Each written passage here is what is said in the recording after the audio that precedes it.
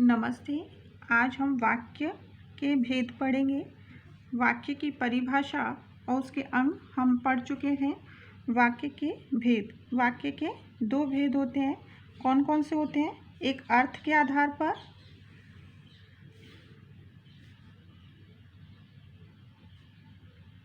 अर्थ के आधार पर वाक्य भेद।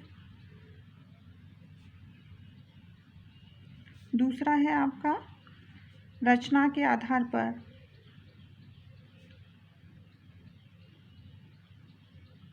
वाक्य भेद।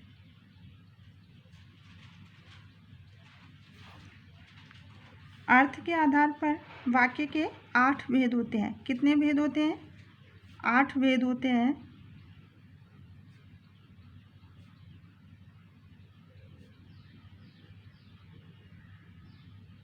कौन कौन से?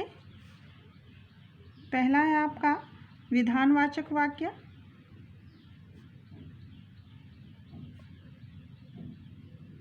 दूसरा है आपका निषेधवाचक वाक्य, तीसरा है आपका आज्ञावाचक वाक्य, चौथा है आपका प्रश्नवाचक वाक्य, पांचवा इच्छावाचक वाक्य, छठा है आपका संदेहवाचक, सातवां है आपका संकेतवाचक वाक्य और आठवां है विस्मयवाचक वाक्य। यानी अर्थ के आधार पर हम वाक्यों के कितने भेद कर सकते हैं? 8। कौन कौन से होते हैं? विधानवाचक वाक्य, निषेधवाचक वाक्य, आज्ञावाचक वाक्य, प्रश्नवाचक, इच्छावाचक, संदेहवाचक, संकेतवाचक और विस्मयवाचक। रचना के आधार पर वाक्य के कितने भेद होते हैं? 3।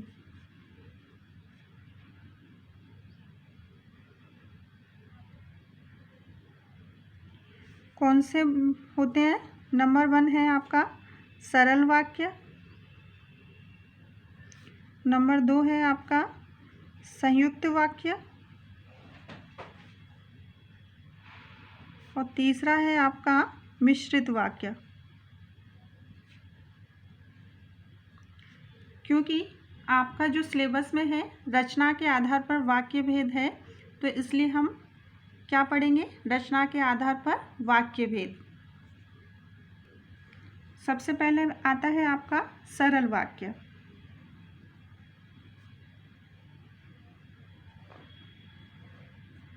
सरल वाक्य किसे कहेंगे? जिस वाक्य में केवल एक उद्देश्य और एक विधेय हो अथवा अनेक उद्देश्यों का सभी विधेयों के साथ समान संबंध हो, क्या कहलाता है? सरल वाक्य।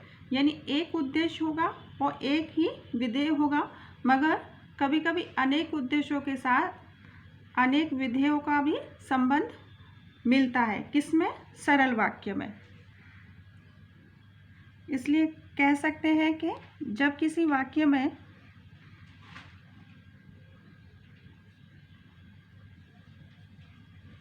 एक ही उद्देश्य या एक ही विधेय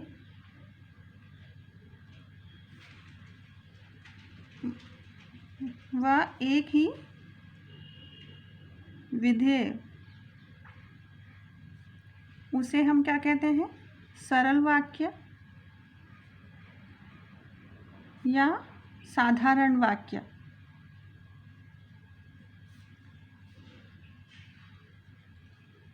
वाक्य कहते हैं।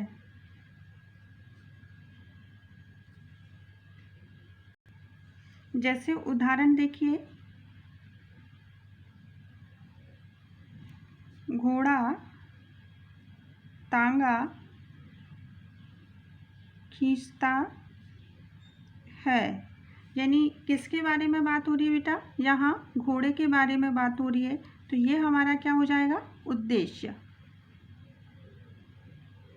और क्या काम हो रहा है, उसके बारे में क्या बात की जा रही है, तो तांगा खींचता है कौन, घोड़ा, तो ये हमारा क्या हो जाएगा, विधेय। तो इस वाक्य में कितने उद्देश्य हैं, एक उद्देश्य है, एक विधेय है, तो ये हमारा कौन सा वाक्य हो जाएगा, सरल वाक्य। इसी प्रकार दूसरा उदाहरण देखते हैं। माता पिता पार्क में बैठे हैं, यानी इस वाक्य में कितने उद्देश्य हैं, किसके बारे में बात हो रही है, माता और पिता, यानी इस वाक्य में हमारे दो उद्देश्य हैं। और क्या काम कर रहे हैं, विधेय, उनके बारे में क्या बात की जा रही है कि वो पार्क में बैठे हैं, तो ये हमारा क्या हो जाएगा, विधेय। यानी इस वाक्य में दो उद्देश्य हैं और एक विधेय। ये भी हमारा क्या हो जाएगा, सरल वाक्य हो जाएगा। या सरल वाक्य कह दें या साधारण वाक्य कह दीजिए। कभी कभी सरल वाक्य में एक साथ अनेक उद्देश्य, अनेक विधेय भी हो सकते हैं। जैसे हम कहें कि राम, श्याम, अंशु, आशु एक साथ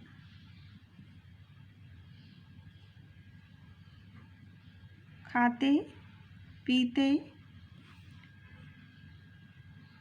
पढ़ते, लिखते और खेलते, कूदते हैं। यानी इस वाक्य में किन किन की बात हो रही है, इसमें हमारे उद्देश्य क्या कौन कौन से हो सकते हैं, राम, श्याम, अंशु, आशु, ये हमारे क्या है, उद्देश्य है, क्योंकि इनके बारे में बात हो रही है। और क्या बात की जा रही है कि वो एक साथ खाते, पीते, पढ़ते, लिखते, खेलते, कूदते हैं। यानी इस वाक्य में अनेक उद्देश्य हैं और अनेक विधेय हैं। ये भी हमारा कौन सा वाक्य हो जाएगा, सरल वाक्य।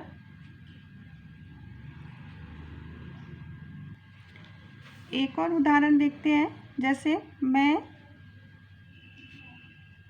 केरल जा रही हूँ। इसमें उद्देश्य क्या है, मेरे बारे में बात की जा रही है और क्या काम हो रहा है मेरे लिए कि मैं केरल जा रही हूँ, तो ये हमारा क्या हो जाएगा, विधेय। और मैं क्या हो जाएगा, हमारा उद्देश्य। तो ये भी हमारा कौन सा वाक्य हो जाएगा, सरल वाक्य। एक और उदाहरण देखते हैं। गांधी जी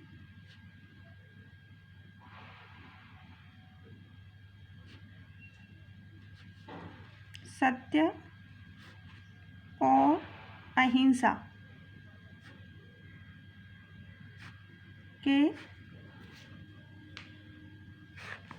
पुजारी थे।